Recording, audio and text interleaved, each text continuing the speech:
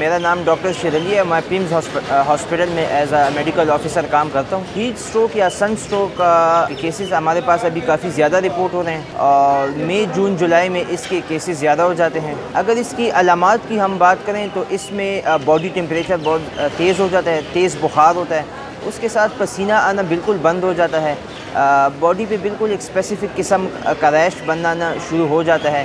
اس کے علاوہ علامات میں مریض کا بلڈ پریشر کم ہو سکتا ہے, دل کی دھڑکن بہت تیز ہو جاتی ہے اور اس کے علاوہ کچھ ہمارے مریض بے ہوش بھی ہو جاتے ہیں اور کچھ مریضوں کو الٹیاں بھی لگ جاتی ہے. جو مریض جن کو ہیٹ اسٹروک کا خطرہ زیادہ ہوتا ہے اس میں ہم بچے شامل ہیں, اس میں بزرگ افراد ہیں, اس میں وہ لوگ بھی شامل ہیں جو باہر ڈائریکٹلی سن لائٹ میں کام کرتے ہیں, جس طرح مزدور ہوتے ہیں یا پلیئرز جو اپنی ایکسرسائز وغیرہ کرتے ہیں.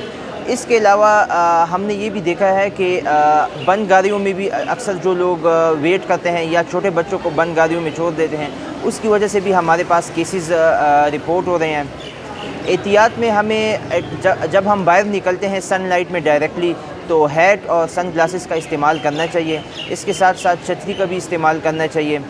اس موسم میں ہیلتھ ایکسپرٹس یہ ریکمینڈ کرتے ہیں کہ کم از کم آپ جو ہے نا 8 گلاس پانی ضرور پئیں 24 گھنٹوں میں.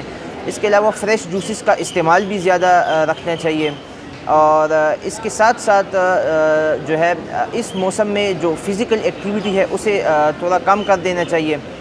اگر شدید علامات مریض میں پائی جائیں, جس طرح اگر مریض بے ہوش ہو جائے یا بلڈ پریشر بہت ڈاؤن ہو جائے یا دل کی دھڑکن تیز ہو جائے, تو مریض کو فی الفور ایمرجنسی میں رپورٹ کرنا چاہیے, کیونکہ اگر ان پیشنٹس کو ٹائملی ٹھنڈی ڈرپس نہ لگی تو اس میں خطرہ یہ بھی ہوتا ہے کہ پرماننٹ ڈیمیج بھی ہو سکتا ہے اور کچھ کیسز میں ایون پیشنٹ کی ڈیتھس بھی ہو سکتی ہیں.